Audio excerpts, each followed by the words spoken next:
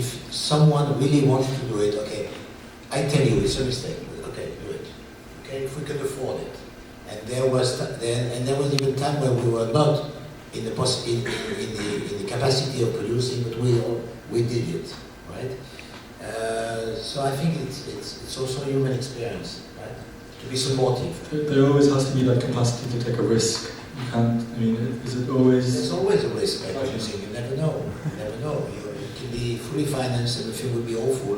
You can have a huge gap and the film will be awful. And you can have a huge gap and the film will be great. And you never know. Of course, that's one of the great part of this job. Right? So we know that. We know, and of course there's an emotional relation between the producer and the project, and the other have to understand that. And the point, I guess, at the end is that we all feel totally responsible in front of the collective. That means, okay, you say you want to do the film, and you can feel that for other people they think it's not a good idea. And if you decide, yes, I want to do it, it never happened. It happened once that we said no to a project, but it was for political reason only once.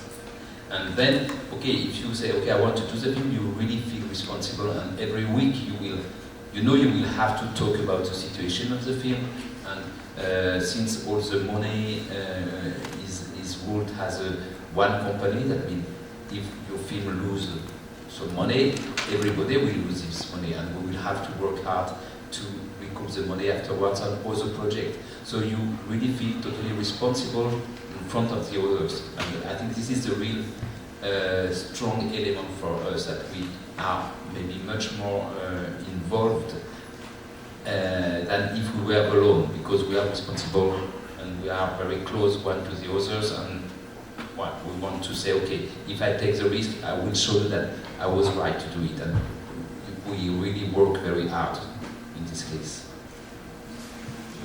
Quickly. Okay. No, go on. Yes, so in 2000 we also had a shift, a big one, but this one we didn't decide to do it because one of my partners cheated with the basic rules of the group by lying, hiding things, and at a certain point when we realized that there was a huge difference, a huge gap, basically, major losses. So basically in 2000 we split with the guy, and he had projects at the same time, so Muriel was not producing yet, but Nicolas and I were taking back the project that were in development or in shooting or whatever. And among those projects there was a very, very ambitious trilogy by a Belgian director, Lucas Delvaux, that was in development, not free finance, but it's been working a long time now. Very ambitious project, 3 films at the same time related to each other. And for a certain point there was a decision to take by the group that should we produce that one, because there was a gap, big gap, but we had to decide to shoot or to sleep for some weather conditions. We had to shoot in June, not later. And we had no money at all. We were really something like down 3 million euros, I think, back. And there was a gap of something like 1 million euros, and we had to go on the films or not. And the gap couldn't be fully financed with Euroimage, but because we had to take the decision before Euroimage, and some other sources, I don't remember which one. And the group said yes. If it's a good project to die. Anyway, so we decided to produce the project, and we didn't die. That's it. And we're glad to hear that. And same, is that a similar sort of structure where you need to persuade each other to go for a project? It's a bit, I mean, obviously that's going to have its part to play, but Philippe, you're obviously directing and editing what, at Pong, and you edit the films of other filmmakers at Pong, and Meynard, you were more concerned with words and scripts and the storylines, basically. Being an author in your own right, we'll look more closely at that later on, but how does the decision-making work at Pong? Well, actually, Cabo Quebec is also the one third member of pong. So you could also add something if you like, please do. It's a very organic process as well. We don't have the weekly meeting anymore, which sometimes I regret, and so we really have to force ourselves to meet sometimes because we have too many projects, and then everyone's, we meet in our space, but we don't talk. So we try to meet, and then also we need to feel like how everybody who brings a project in, how much heart put, how much it's a heart project, how much is it a project which we would need to sustain the whole infrastructure. So there are different levels of projects, right? There's projects we do ourselves as writers, as producers, as directors or whatever. And then there are projects which we need to do to make sure that we can do projects next year still. And then there are projects which are brought to us by others, which we need to discuss as well. Like people come and they say, okay, we would love to work with you, so we have to everybody has to read the stuff and so on. So it's very different, levels of projects. I think that the main difference is we are not a collective in a sense anymore, because it's a proper company with two shareholders like Meynard and me. Like legally, it's not a collective. We would love to change it into a collective, but we don't have enough projects to have enough money so that we can really say, okay, 5 people regularly every month get the same amount of money and they can make a living out of it. That doesn't work till now. We would love to do it like that, but it doesn't work like that. So it's more like we have a basic structure where everybody is responsible for, and every project that we realize under the name of pong is responsible to contribute to that structure. It's actually the rent, the telephone, the internet, the editing suite, whatever. I mean, like this small hub that one has. And for the decision, I mean, it's like really, maybe that's interesting, we are also in a situation of where we have to redefine what we are right now. Because it's like, pong started with Merle and me after this big collective to have a new platform, then it was developing, then Cargo was coming in and Alex and somebody else. So now we are still struggling, there's an outside perspective and there's an inner perspective.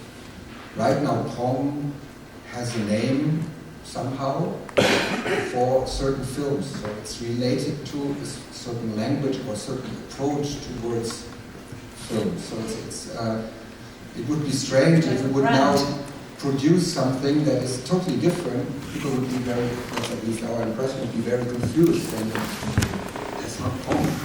And we ourselves are also struggling with it, so we need to define what does it mean, pong? Is it a platform for 5, like we did in the beginning, 5 friends survive and make things that they really want to do?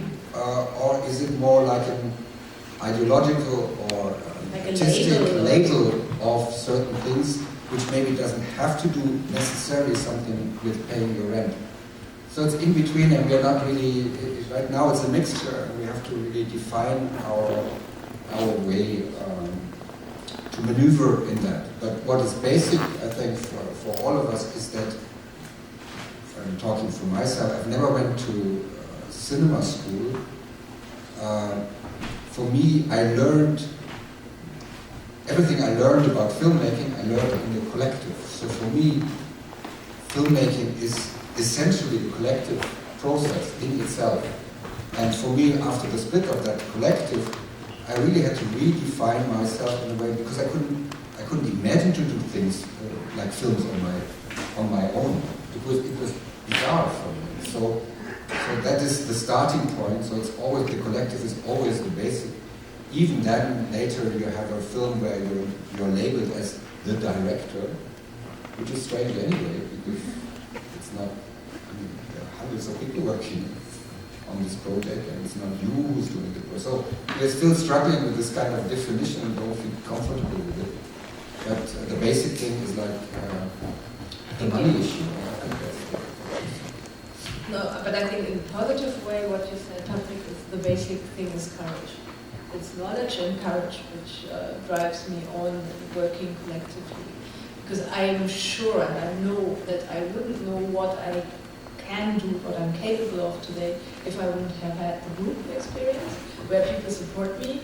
Like I would never have dared to produce a $1 million project on my own, just me and my background, you know? It wouldn't have happened.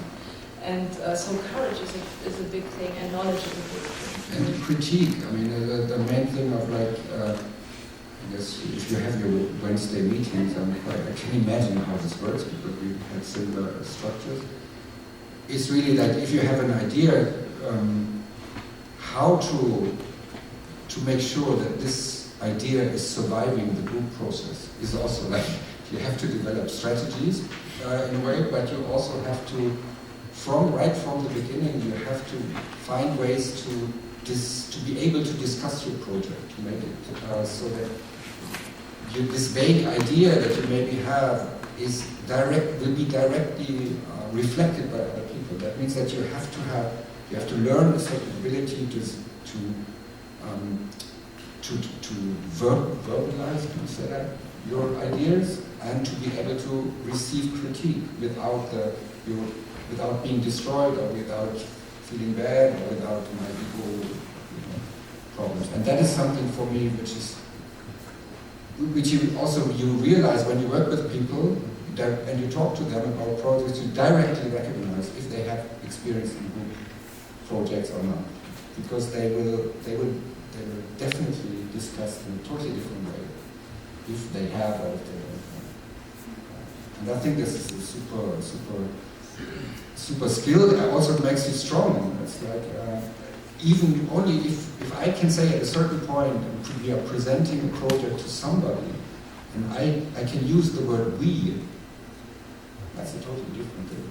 If I'm, as a director, going somewhere, I have this idea, it's something totally strange. It's different than saying, we have this idea of that film, and you suddenly directly have the impression, well, there are more people, there's something that has been discussed, there is a force, it's less vulnerable, which is necessary if you want to do projects that are maybe not directly looking like mainstream cinema.